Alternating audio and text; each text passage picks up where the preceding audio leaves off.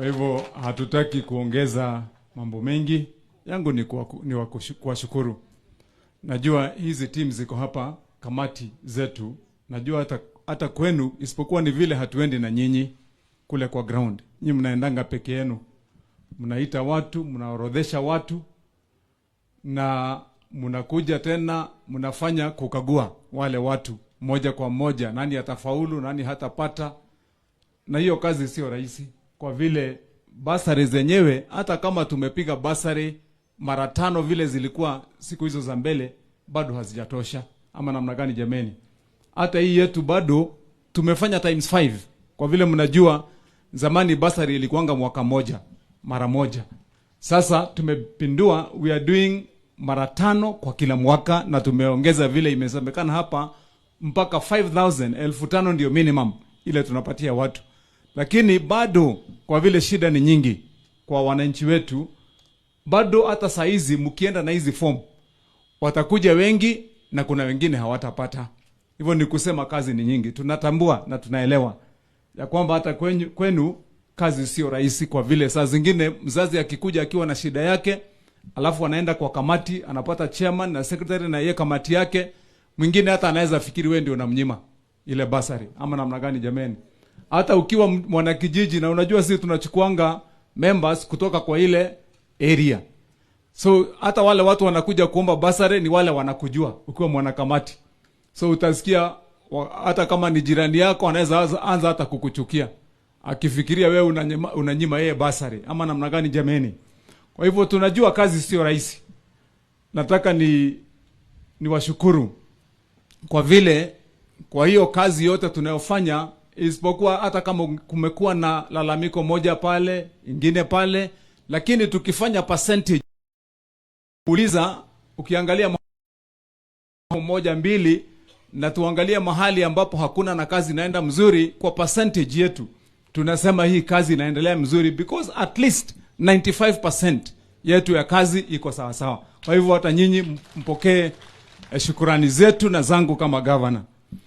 Ile mahali kidogo kidogo ndio nitawaomba tu, kama watu wenye nia njema, kama wana Kiambu, mjaribu kupiga darubini mkisikia mahali ambapo kuna jambo ambalo linaweza kurekebishwa, na mkiona mahali kama kuna moja, kwa vile kwa umati mkubwa kama sisi vile tulivyo, kwa kamati nyingi, mahali ambapo tuko haiwezi kukosa mmoja wawili ambaye anafanya jambo moja ambaye labda haikubaliki.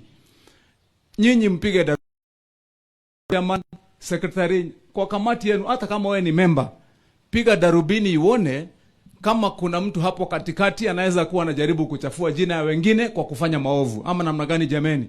Na mkipata mmoja, nyinyi mnajua msimamo wangu huwa ni kwamba tafadhalini mkubali ya kwamba hii serikali yetu, watu wetu wa Kiambu watambue ya kwamba kazi inaweza kufanyika kwa haki na ukweli, na itendeke na iwe kazi nzuri.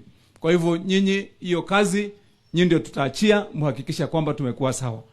Ya pili, niseme vile chairman alisema hapa ya kwamba pia tumepitia wakati mgumu kidogo, kwa vile hata ile allowance ambaye members wa hizi kamati hupewa, isipokuwa ni ile yenye imeandikishwa na imeorodheshwa pale na mkuu wa hii mambo ya mishahara na mengine, wale wa SRC. Sio kusema ya kwamba kama serikali ya county, kwa vile county ni serikali nzima na tunaweza kukua tunaangalia mambo, sio kusema ati hatuwezi kuangalia mahali kuna hardship ama mambo kama hiyo, unafanya kama ni hardship allowance kidogo pale kwa wale watu wa kamati ya basari. Vile Mkoroi amesema hapa, wanakuwa wengine wanafanya kazi pia kama hii department yetu. Kuna wengine wanafanyanga kazi hata mpaka usiku wakati basari imefika. Niko na marafiki wangu ambaye wananipigia simu wananiambia, hapana, sisi tuko kibarua, kwa vile kuna watu tulikuwa tumesema tuangalie, bado hatujaona basari tena, tunafaa ipeanwe kabla watoto hawajarudi shule, hatujamaliza kazi. So tunajua hata nyinyi mnafanya. Na niseme pia ya kwamba unajua hii kazi yenye tuliwapatia ya kukuwa members wa kamati, saa zingine watu wanakosa kuelewa ya kwamba hii sio kazi ya kuajiriwa umepatiwa ati yenye inaweza kulisha mtu na familia yake. Ama namna gani jameni? Saa zingine mtu anasikia ati mtu amechukuliwa kwa kamati ati ya basari, anasema ule mtu amepata job. Lakini ukiangalia allowance yenye iko pale ati ya mtu kupewa, hata yule mtu mwenye anafanya kazi kwako ya shamba hako na pesa mingi kushinda wewe, ama namna gani jameni? Kama hiyo ndio ile hesabu. So nataka tu, kwa vile ni mzuri kusema ukweli, ndio hata wananchi wetu wanakuwa wanaelewa ya kwamba kamati sio mahali ya kutengeneza pesa, ni mahali ya huduma. Kwa hivyo ile kitu tutafanya, nyinyi muache kwanza tuone vile tutarekebisha mambo kusonga hapo mbele kidogo. Mimi kama governor wenu naweza kuangalia tuone ndio hiyo vikao vyenu na kazi mnayofanya ikuwe sawa, tunaweza kurekebisha mambo na kuinua kidogo namna gani. Mara hii tu mtuwie radhi kwa vile bado mnasikia vile wengine wamesema hapa, mtiririko wa hii pesa kutoka huko juu bado haijakuwa sawa, iko chini, imekazwa sana. Sisi ile pesa tulipata ya mwisho vile mmesikia, na tulimeng'ang'ana sana hata kuipata kutoka kwa serikali kuu.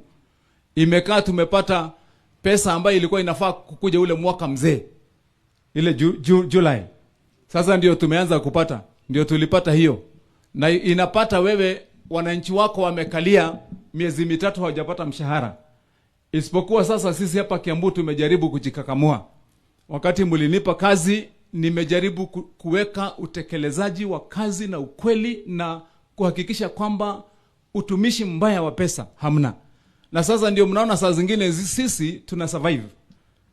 Kwa county zote za Kenya, all the 47 counties in the Republic of Kenya, hata kama kumekuwa na malalamiko, na ningependa niwaambie, na mwenye kupenda kudhibitisha adhibitisha, hata kama anasikiliza, ya kwamba sisi in the county government of Kiambu, we are the most updated, because isipokuwa tu ni yule mwezi moja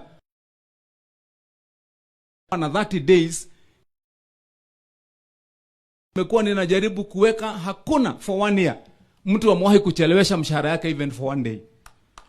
So na ile kitu tutafanya, hiyo ndio ile njia tutaendelea nayo. Najua hiyo wakati hizo siku 30 zilikuwa ngumu kidogo kwenda mbele, hiyo sasa tumeweka vizuri.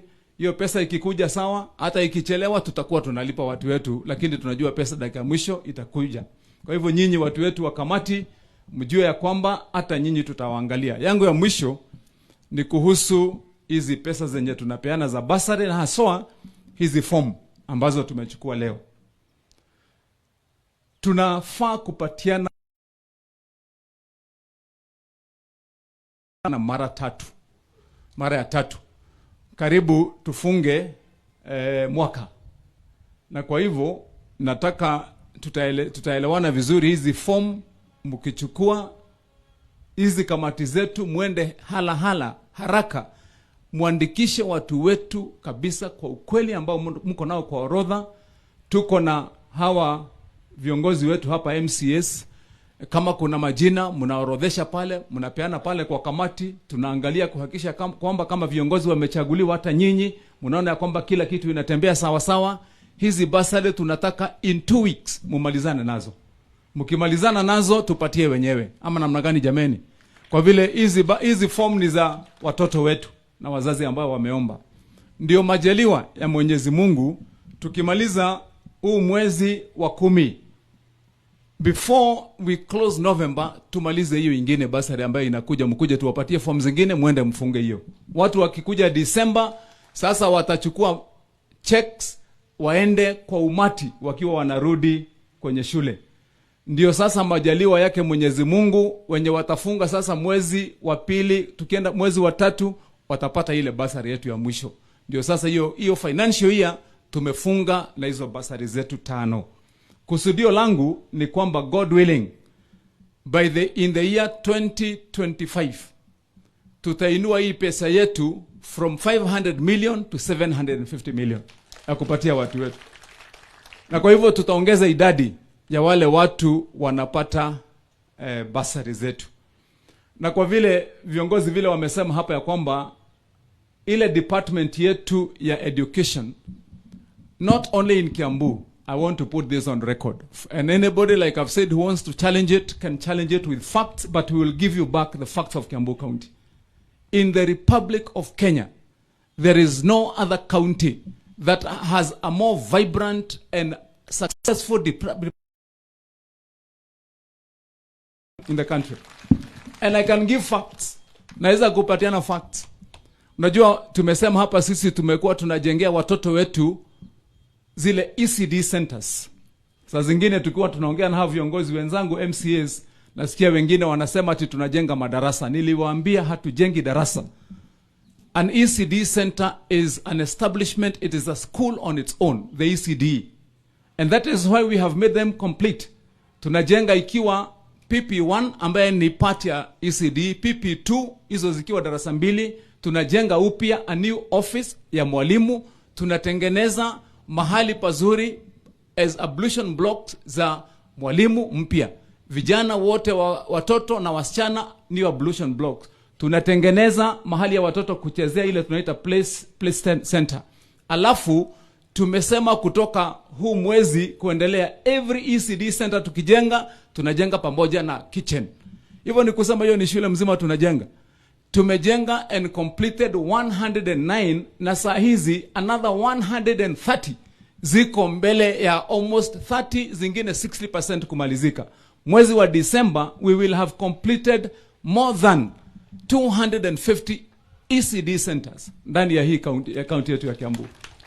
Hakuna county ingine iko na record like that one, and we are just doing 2 years. 2025 tunatarajia tutafunga chapter ya kujenga ECD centers. Tuwe tumejenga total 524. Every primary school will have its own new fully equipped independent ECD center. Na tunamaliza hiyo kazi hata saizi zenye tumejenga. Tunaweka mpaka furniture ya watoto wote, desk ziko mpya, tunaweka mpaka viti. Hizo zenye tumejenga 109 zote ziko na hizo vitu zote. Baada ya hiyo mpaka mwalimu tumewawekea mpaka desk mpya na meza za mwalimu. That means that we are doing a good class. Hizo kuna yenye haiweki stima. Stima tunaweka kwa vile tunatarajia kwamba mwanzo wa huu mwaka watoto wetu wote wa ECD centers tunaweka ile masomo ya kisasa ambayo tunapatia mpaka ile tunaita ka tablet ya mtoto. Wasome masomo ambayo ni ya kisasa. Tuko mbele ama tuko nyuma jameni? Na nyinyi mnajua nilisema kwa hizo shule zote every child irregardless kama huyu mtoto ni wa background ya aina gani, haijalishi ni mtoto ametoka kwa familia iko kwa kiwango gani, wote 3 days a week wanakula mayai. Wote 5 days a week wanakunywa fortified uji ile ya vitamin. Wote 1 day in the week Thursday wanakunywa maziwa nzuri ambaye iko imetengenezwa vile watoto wanapenda. Ingine ya strawberry, ingine ya vanilla. Watoto wanafurahia jameni. Si tuko sawa tuko mbele ama tuko mbele jameni? So sasa ndio ninawaambia ya kwamba mimi niko na haki na nimshukuru Nkoroi, tumshukuru yuyu chief wetu Masi, Dr. Masi, kwa vile upande wa hizo mijengo za madarasa huyu chief officer wetu Masi amefanya kazi nzuri. Na hii ingine support program yetu ya basari ya chief wetu Nkoroi na team, you have done a good job. Kwa hivyo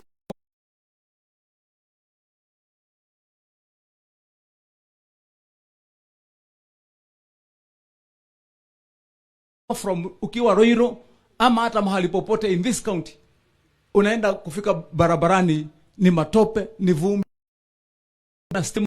And that is why in conclusion I have made a decision as your governor ya kwamba this time I am going to intentionally do things differently. Na mimi nimeambia watu, those that want to know my history one more time, maybe you didn't follow when I was a senator. I was amongst the highest ranking members of the Senate of the Republic of Kenya in terms of articulation and going out for policy, for politicization of issues if it had to be, and including writing of laws. Nilikuwa nikisimama kwa hiyo bunge, inajulikana kuna mtu amesimama kuongea na kusema vitu na kupanga. But that chapter now is closed.